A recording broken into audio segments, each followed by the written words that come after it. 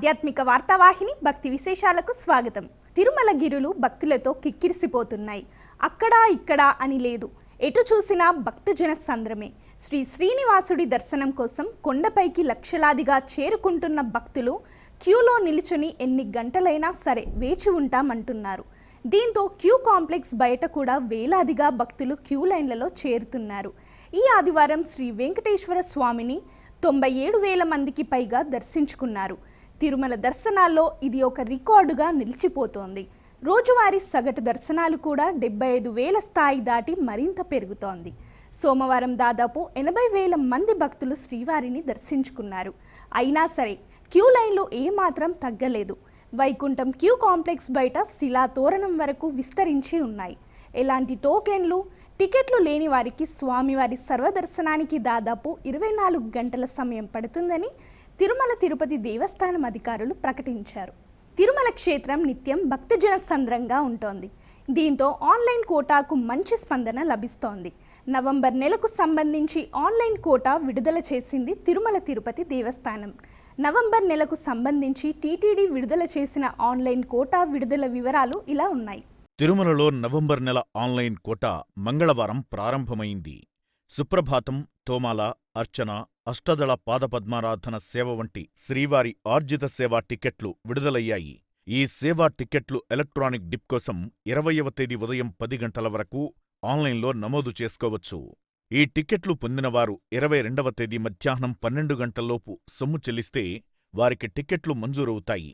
21న మరికొన్ని ఆర్జిత సేవా టికెట్లు విడుదలవుతాయి. కళ్యాణోత్సవం, ఊంజల్ సేవ, ఆర్జిత బ్రహ్మోత్సవం, సహస్ర దీపాలంకార సేవ, పుష్పయాగం టికెట్లు విడుదలవుతాయి. వర్చువల్ సేవలు, వాటి దర్శన స్లాట్లకు సంబంధించిన కోటాను 21న మధ్యాహ్నం 3 గంటలకు టీటీడీ ఆన్లైన్లో విడుదల చేయనుంది. 24న అంగప్రదక్షిణ టోకెన్లు ఉదయం 10 గంటలకు విడుదలవుతాయి.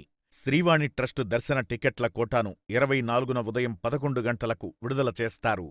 వయోవృద్ధులు, దివ్యాంగులు, దీర్ఘకాలిక వ్యాధులున్నవారికి ఉచిత ప్రత్యేక దర్శనం టికెట్ల కోటాను 24న మధ్యాహ్నం 3 గంటలకు విడుదల చేస్తారు. ఇక భక్తుల నుంచి బాగా డిమాండ్ ఉన్న ₹300 ప్రత్యేక ప్రవేశ దర్శన టికెట్లు 25న విడుదల కానున్నాయి. తిరుమల తిరుపతులలో గదుల కోటాను 25న మధ్యాహ్నం 3 గంటలకు ఆన్లైన్లో విడుదల చేస్తారు. విజయవాడ ఇంద్రకీలాద్రిపై దుర్గమ్మ సన్నిధిలో శ్రీ సుబ్రహ్మణ్యేశ్వర స్వామివారి కళ్యాణం కన్నుల పండువగా జరిగింది. తొలుత శ్రీ వల్లి దేవసేన సమేత సుబ్రహ్మణ్య స్వామివారికి ప్రత్యేక పూజలు చేశారు. అమ్మవారి ఆలయ ప్రాంగణంలోని కళ్యాణ వేదికపై శ్రీ వల్లి దేవసేన సమేత సుబ్రహ్మణ్య స్వామి ఉత్సవ మూర్తులకు ఆలయ అర్చకులు కళ్యాణోత్సవాన్ని శాస్త్రోక్తంగా జరిపించారు. తొలుత స్వామి ఆలయం నుంచి ఉత్సవ మూర్తులను ఊరేగింపుగా కళ్యాణ వేదిక వద్దకు తీసుకొచ్చారు.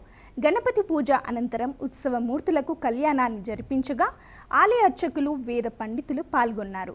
ఈ సేవలో ధర్మకర్తల మండలి చైర్మన్ శ్రీ బొర్రా రాధాకృష్ణ పాల్గొన్నారు. వివిధ ప్రాంతాల నుంచి విచ్చేసిన భక్తులు పూజలో పాల్గొని శ్రీ వల్లి దేవసేన సమేత స్వామివార్ల కళ్యాణాన్ని తిలకించారు.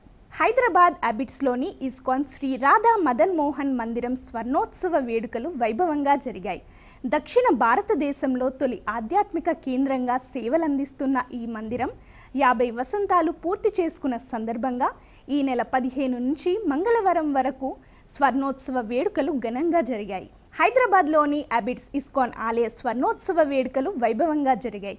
దక్షిణ భారతదేశంలో తొలి ఆధ్యాత్మిక కేంద్రంగా సేవలందిస్తున్న ఈ మందిరం 50 వసంతాలు పూర్తి చేసుకుంటున్న సందర్భంగా ఈ నెల 15 నుంచి 4 రోజుల పాటు శ్రీ రాధా మదనమోహన మందిర స్వర్ణోత్సవాలను వైభవంగా నిర్వహించారు. ఈ సందర్భంగా శ్రీ రాధా మాధవులను విశేష రీతిలో అలంకరించారు. ఆలయ ప్రాంగణంలో హరే కృష్ణ ఉద్యమ రూపకర్త శ్రీల ప్రభుపాదపై గోష్ఠి, భజనలు, కీర్తనలు ఆలయ ప్రాంగణంలో సాగాయి. ఇస్కాన్ మందిర స్వర్ణోత్సవాల సందర్భంగా శ్రీ రాధా మదన్ మోహనులకు మహా అభిషేకం నిర్వహించారు.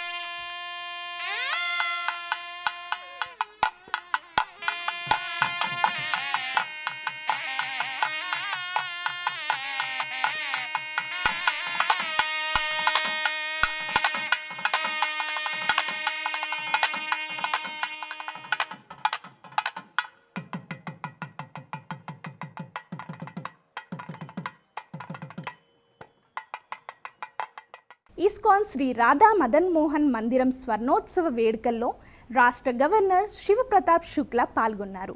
ఈ సందర్భంగా గవర్నర్ మాట్లాడుతూ ఆధ్యాత్మిక యాత్రలో ఇస్కాన్ ప్రయాణాన్ని ఘనంగా ప్రస్తుతించారు. 50 वर्षों की यात्रा केवल समय की यात्रा नहीं है, बल्कि भक्ति, सेवा, संस्कार, करुणा और मानवता के दिव्य साधना का दिवस है। तेलंगाना की जनता की ओर से इस्कॉन ऑर्बिट्स के सभी संतों, भक्तों, सेवकों और शुभचिंतकों को हार्दिक बधाई देता हूं और अपनी तरफ से नमन करता हूं. శ్రీశైల మల్లన్న క్షేత్రంలో సహస్ర దీపార్చన వైభవంగా జరిగింది.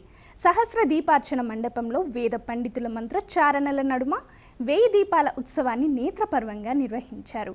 ప్రతి సోమవారం లోక కళ్యాణార్థం ఈ వేడుకను నిర్వహించటం ఆనవాయితీగా వస్తోంది.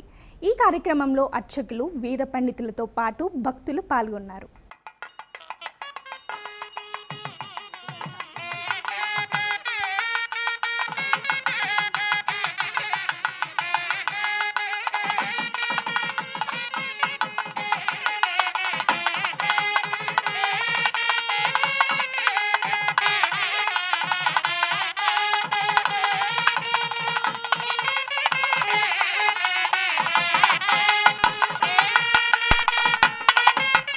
శ్రీశైల క్షేత్రంలో బ్రహ్మరాంబ మల్లికార్జున స్వామివార్లకు వెండి రథోత్సవం ఘనంగా జరిగింది.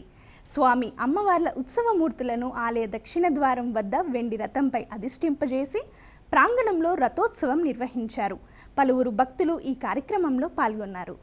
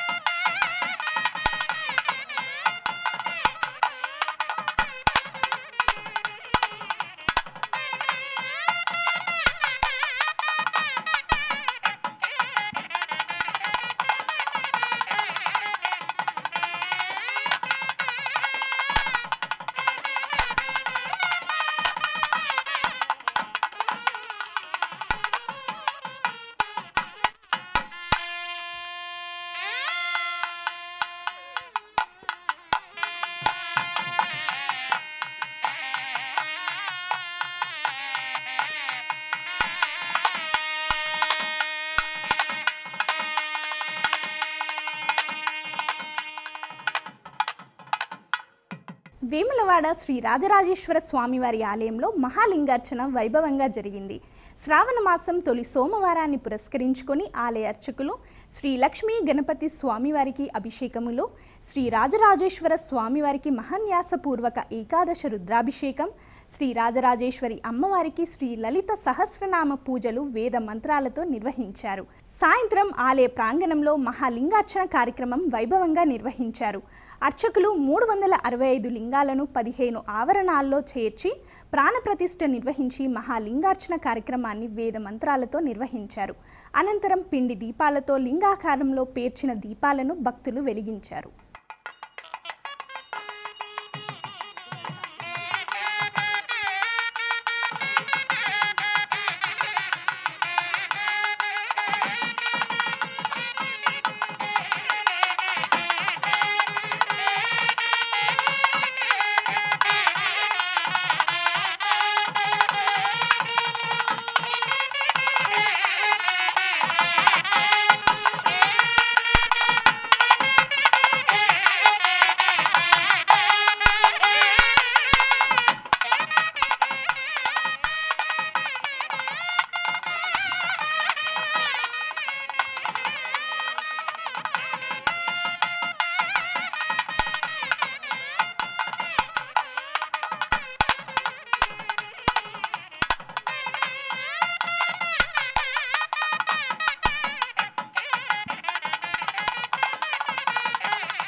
వేములవాడకు వచ్చే భక్తులు ముందుగా స్వామివారిని దర్శించుకున్న తర్వాత శ్రీ బద్దిపోచం అమ్మవారిని దర్శించుకోవడం ఆనవాయితీ.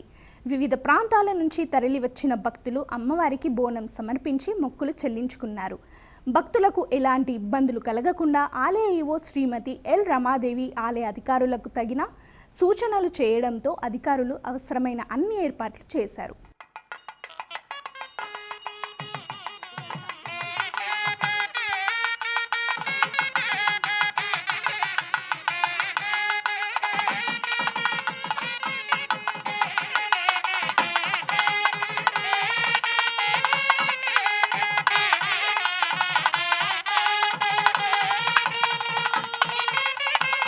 నాగర్ కర్నూలు జిల్లా కల్వకుర్తి మండలం మార్చాల బంగారు మైసమ్మ తల్లి ఆలయంలో బోనాల మహోత్సవం భక్తి శ్రద్ధలతో జరిగింది. ఈ సందర్భంగా అమ్మవారికి ప్రత్యేక అభిషేకం నిర్వహించారు. అనంతరం అమ్మవారిని వివిధ రకాల పుష్పాలతో సుందరంగా అలంకరించారు. ప్రత్యేక పూజలు, ధూపదీప నైవేద్యాలతో పాటు మహామంగళహారతి నిర్వహించారు. సాయంత్రం అమ్మవారి బోనాల సమర్పణ కార్యక్రమం అత్యంత వైభవంగా జరిగింది. మహిళలు భక్తి శ్రద్ధలతో బోనాలను తీసుకొని అమ్మవారికి సమర్పించారు. ఈ సందర్భంగా ఆలయ ప్రాంగణం భక్తులతో కిటకిటలాడింది.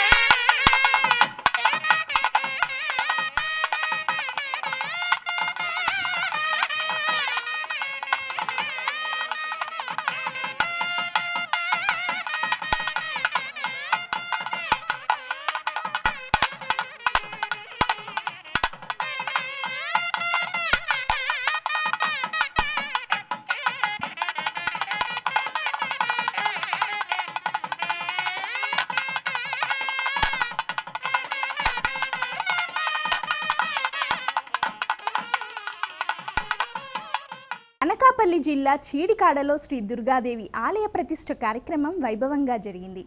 ఆలయం వేద పండితుల మంత్రోచ్చారాల నడుమ అమ్మవారిని ప్రతిష్ఠించారు. అప్పారావు శర్మ ఆధ్వర్యంలో 17 మంది వేద పండితులతో యజ్ఞయాగాలు నిర్వహించి దుర్గాదేవితో పాటు గణపతి, సుబ్రహ్మణ్య స్వామి, నంది విగ్రహాలను ప్రతిష్ఠించారు. భక్తుల కోలాటాల నడుమ అమ్మవారిని గ్రామ పురవీధుల్లో ఘనంగా ఊరేగించారు. గ్రామంలోని ప్రతి ఇంటి నుంచి మహిళలు బిందెలతో నీళ్లు తీసుకుని వచ్చి అమ్మవారికి అభిషేకం నిర్వహించారు. అనంతరం భక్తుల కోలాటాల నడుమ అమ్మవారికి ఊరేగింపు జరిగింది. ఈ కార్యక్రమంలో ఎమ్మెల్యే బండారు సత్యనారాయణమూర్తితో పాటు రాజకీయ ప్రముఖులు, వేలాది మంది భక్తులు పాల్గొని అమ్మవారిని దర్శించుకొని మొక్కులు చెల్లించుకున్నారు.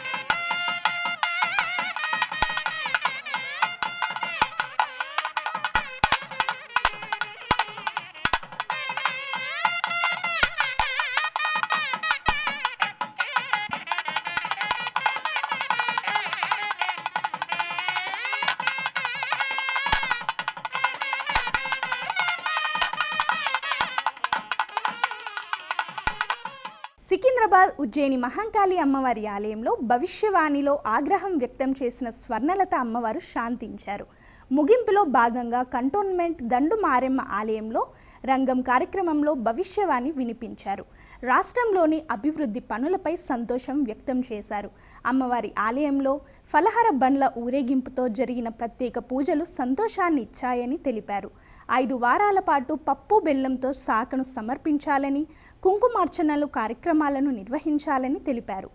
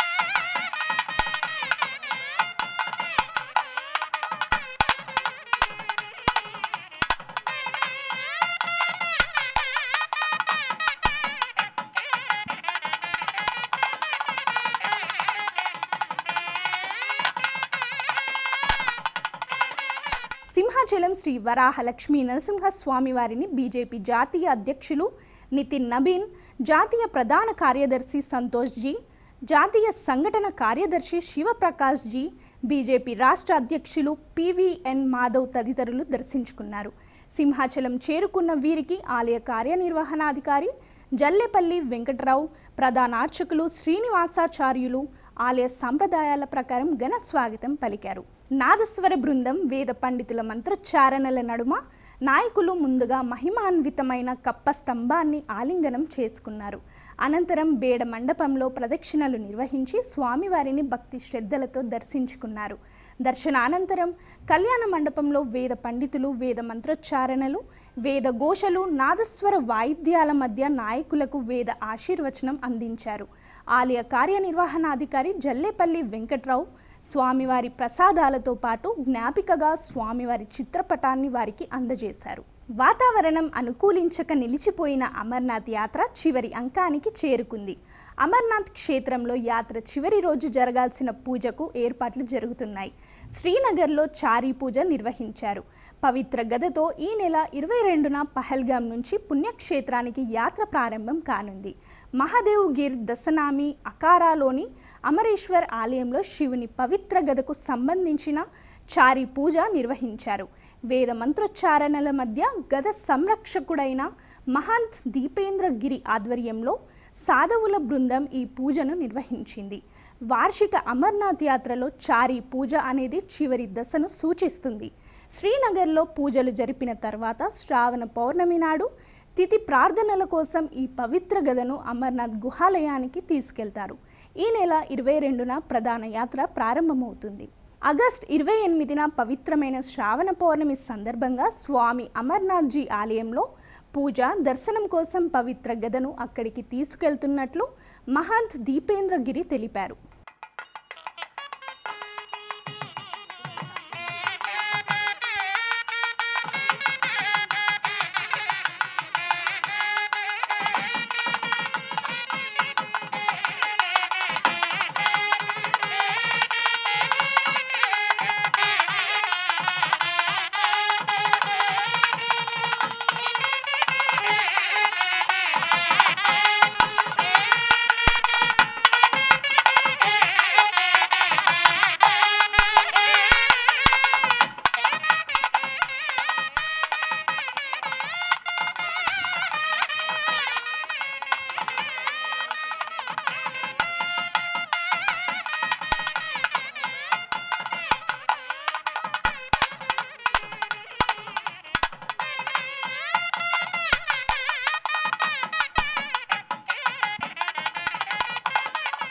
ఇవి ఈనాటి భక్తి విశేషాలు. తదుపరి ఆధ్యాత్మిక వార్తావాహిని భక్తి విశేషాల్లో మళ్ళీ కలుద్దాం. అంతవరకు సెలవు. నమస్కారం.